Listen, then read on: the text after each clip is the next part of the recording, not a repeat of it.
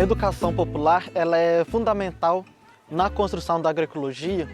Isso porque para a gente ter um sistema que seja agroecológico, sobretudo a gente precisa da interação entre a natureza, entre as pessoas como um todo, né? E a educação popular ela propicia isso quando ela reconhece a sabedoria e a contribuição de todos, né? Então, se a gente for pensar pelo caminho da diversidade que a agroecologia trabalha, a educação popular ela passa a ser a ferramenta para que a gente consiga uma transição agroecológica, justamente por ela propiciar a participação de todos e de todas. Eu comecei a estudar na EFA, foi quando eu tinha 11 anos, né? E antes disso eu não sabia, né, nada disso, não tinha costume com isso, até porque minha família toda, né, mexe com agrotóxico, essas coisas. Então eu não tinha, né, aquela certeza do que era e tal. Aí quando eu entrei na EFA, fui conhecer mais, né, sobre isso, foi tipo uma descoberta muito grande, né? Porque até então eu não sabia, tipo assim, o quanto mal faz, né, o agrotóxico e o que o meio convencional, tipo assim, traz pro meio ambiente, né? E no começo desse ano a gente foi numa propriedade rural aqui de uma agricultora familiar, né?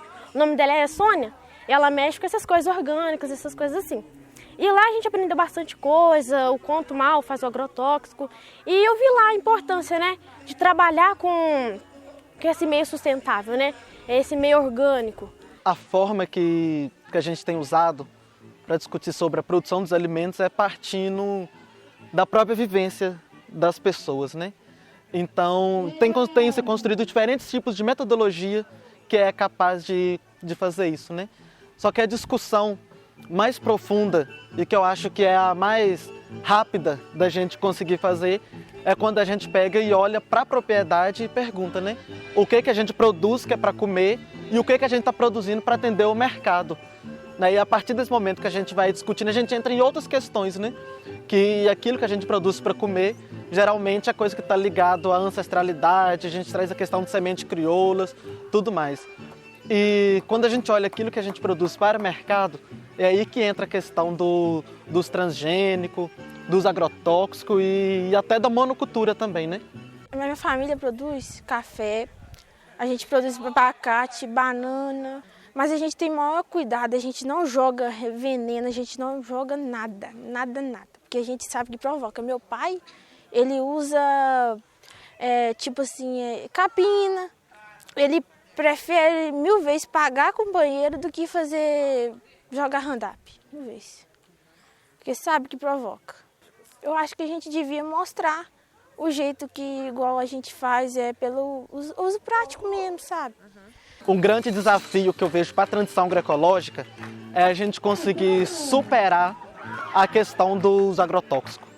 Porque essa é uma questão muito forte que a gente tem no movimento agroecológico, né? A gente constrói alternativas para que a gente vença a demanda do agrotóxico, mas quando a gente está nos nossos espaços de discussões, seja com a juventude do campo, com os agricultores, essa questão acaba aparecendo como se fosse inevitável. Eu tenho, né, um parente meu até que ele mexe com plantação de abacate.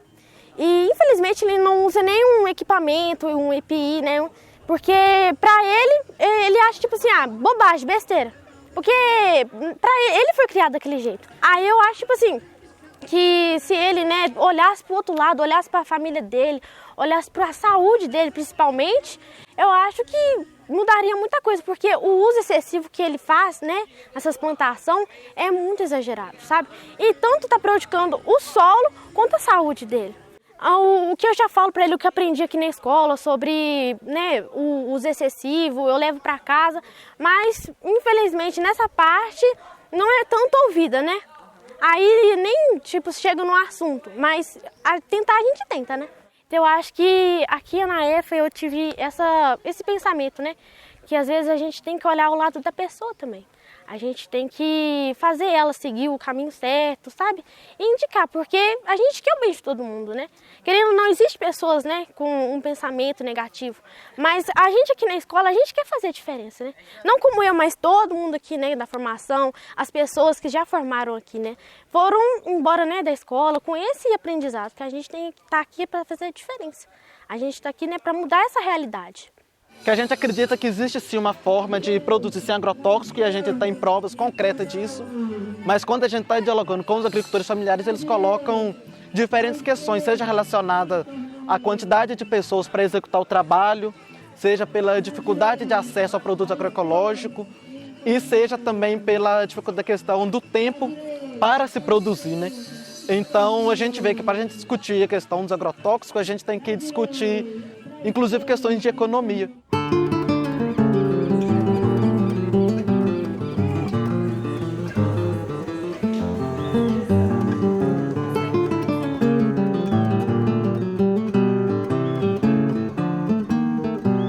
Pelo fato da educação popular dar condições para que as pessoas consigam expressar aquilo que está no coração, aquilo que está sentindo, a gente consegue tocar em questões, por exemplo, como a questão do machismo, né?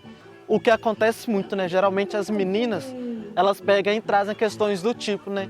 Ah, lá eu só ajudo a trabalhar na roça, né? Ou então, eu trabalho na roça, mas eu não tenho direito à divisão da renda no final do mês. Então a gente acaba discutindo o machismo também, porque que a educação popular privilegia as pessoas que estão participando, né? E quando a gente tem agricultoras, agricultores, né? Quando a gente tem diversidade de pessoas, essa diversidade de ideias, ela também se expressa na discussão e aí não existe uma fronteira, né? Porque a pessoa vai trazer aquilo que lhe toca no coração, a sua dificuldade e a sua vivência de fato. Eu tenho vários sonhos. Quando eu decidi vir para a EFA, eu pensei, nossa, eu amo a agricultura, eu gosto do lugar aqui onde eu moro, meu terreno lá, maravilhoso. Então, eu queria pegar essas práticas que eu estou aprendendo aqui na escola e passar para minha família e mostrar para as pessoas também, e apresentar a EFA para as pessoas. Porque a EFA, ela é muito boa para as pessoas saberem disso. Entendeu? Porque o aprendizado daqui é maravilhoso, muito bom. Isso me ajudou muito e eu pretendo, se Deus quiser, se eu sair formada da EFA, eu posso fazer uma faculdade, se Deus quiser. Na vida não adianta você querer fazer um trem só porque o outro faz, só porque causa dinheiro. Se não for gosto, não vai para frente. Eu acho que o dom não precisa não, mas o principal é você gostar de alguma coisa. Aí você se supera, você vai além dos seus limites. Às vezes a pessoa nem entende muito de alguma coisa, mas se ela gosta daquilo, ela vai procurar, vai estar sempre curiosa. Aí ela vai encontrar limitação e sempre vai estar fazendo auto-reflexão, né? Até que ponto a minha capacidade, eu tenho capacidade para isso, né? Aí quando a gente faz essa auto-reflexão, a gente descobre que a gente pode ir além. Lá em casa, meu pai sempre foi sindicalista. Se você perguntar ele a história do sindicato, se parar ele e o João Lima, vocês vão escutar a história que chega pro Alzheimer. Aí eu sempre tive isso dentro de casa. Eu era menino, as reuniões da PJR era lá em casa. Aí a gente foi conhecendo mais gente. A gente ia para outra cidade, igual hoje a gente tem muito amigo na Gímea, já fomos para Pernambuco 2 vezes. Aí eu fui me achando no espaço, né? Entendendo que morar na roça hoje é uma questão de opção, de escolha, não é obrigação de ninguém. Porque antes tinha essa, né? Você vai ficar na roça porque você não tem acesso à educação, você não pode estudar. Hoje essa realidade é muito diferente. Tanto financeiramente quanto de meio de vida. Hoje quem mora na roça eu acho que é privilegiado. Aí nisso eu fui gostando. Aí depois eu entrei na direção do sindicato enquanto juventude e estava na coordenação enquanto cursinho e enquanto escolinha. Foi aí que eu decidi que a roça era meu lugar mesmo. Porque eu lembro que na época, quando eu formei, eu podia escolher entre ir para o UFV ou ficar na roça. Aí acabou que eu optei, não me arrependo da minha escolha. E hoje, se eu estou na roça, aí, se você falar comigo, eu tenho orgulho de falar que eu tenho as mãos todas achadas. Se você for conversar comigo, eu acho que 80% do meu assunto vai ser de café ou de porco. Porque hoje as coisas que eu gosto de fazer na roça é isso. E eu não me arrependo, cara. Porque hoje eu vejo que a gente é uma opção mesmo. Então, eu acho que a questão da identidade, da gente se aceitar enquanto jovem da roça, entender que aqui onde a gente mora não é o fim do mundo, que não é um lugar feio, que é o Café da Roça, aí, onde bobo, que onde a gente mora, a gente tem que dar valor, que a gente nunca deve menosprezar, falar assim, eu vou embora desse lugar que aqui não vale nada. Não é assim. E sempre foi essa questão da identidade do jovem da roça, de entender as questões políticas, como a gente se inclui socialmente. Eu entendo que na vida tem as classes sociais, tem o pobre, tem o rico e tem uma correlação de força. E onde a gente está? Porque de vez em quando eu vejo as pessoas falar, a gente não pode falar de política, que política é briga, que não sei o quê.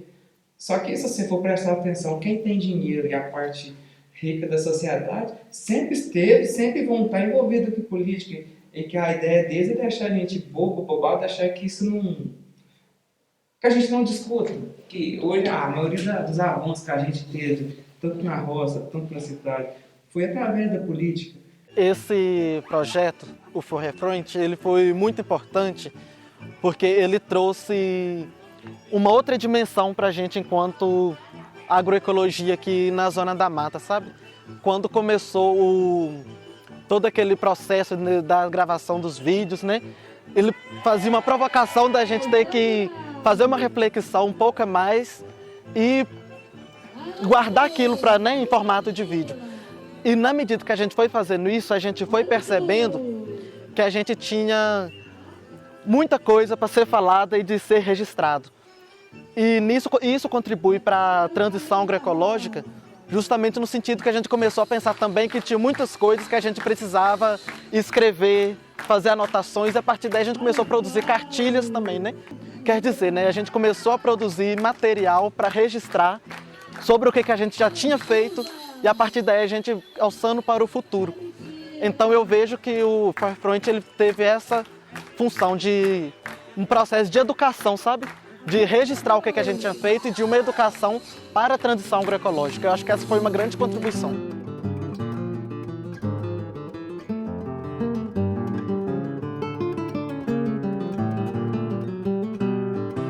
A primeira coisa, a gente precisa de ir construindo alternativas para a gente se desvincular do mercado de fato, né? E isso inclui a gente construindo redes de economia solidária. Porque quando a gente fala, por exemplo, que a gente precisa de produzir uma grande quantidade de milho num curto período de tempo, a gente está falando que a gente precisa de atender um mercado específico que demanda esse tipo, né? Então, essa é uma alternativa. A gente precisa de construir alternativas que não passam pelo grande mercado, pelo grande capital. Uma outra coisa que a gente precisa fazer cada vez mais é fortalecer a sabedoria popular e entendendo aquilo que a gente constrói enquanto ciência e tecnologia, né? Que seria a gente produzir cada vez mais EM, as nossas caudas, tudo mais, e fazer com que isso seja tecnologias sociais a serviço do povo, né? E uma terceira dimensão que eu acho que é fundamental é a gente entender a sacralização da natureza, né? A gente entender que a natureza é sagrada. E a gente construir essa alternativa a partir da nossa mística, da nossa vivência, entendendo que a terra, ela é mãe, né?